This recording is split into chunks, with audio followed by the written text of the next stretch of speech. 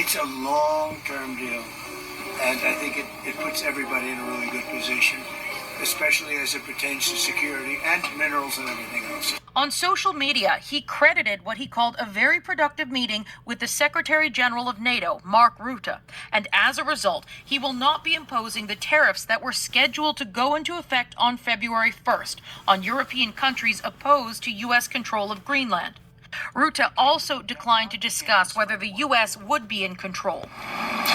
That issue did not come up anymore in my conversations tonight, Mr. President. The development coming just hours after Trump walked back his threat to use military force while still appearing determined to control Greenland.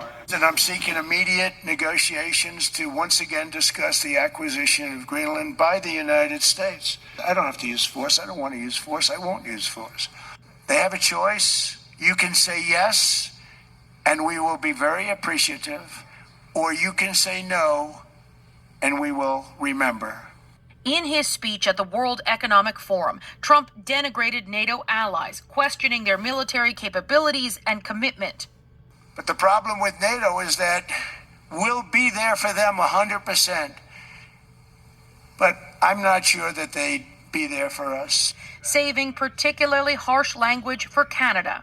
We're building a golden dome that's going to, just by its very nature, going to be defending Canada.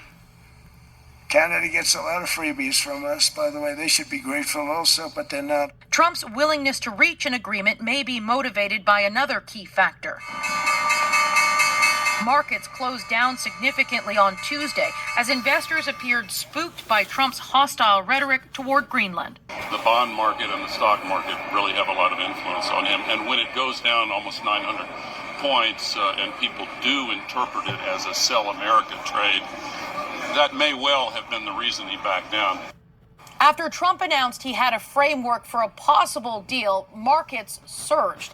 This is not the first time a Trump policy walkback has triggered this kind of investor reaction. It's happened several times when he adjusted his tariff plans.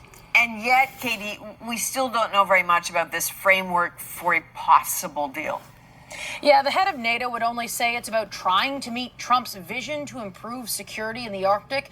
Several U.S. news outlets say an agreement could include American control of some military bases, but it's important to point out that a treaty from the 1950s already gives the U.S. power to ramp up its military presence in Greenland. All right, Katie, that is Katie Simpson in Washington.